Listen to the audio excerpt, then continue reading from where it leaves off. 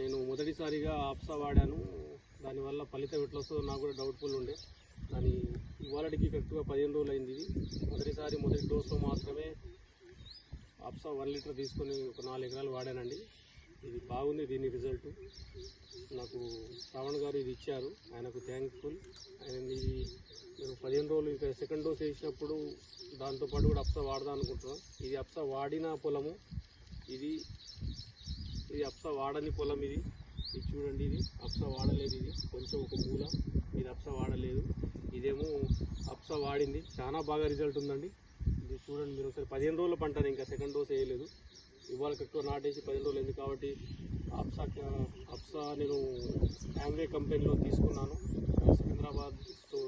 హైదరాబాద్ స్టోర్కి వెళ్ళి నాకు శ్రావణ్ గారు నాకు అడ్రస్ ఇచ్చారు. కాబట్టి థ్యాంక్ఫుల్ శ్రావణ్ గారు. నమస్తే అండి.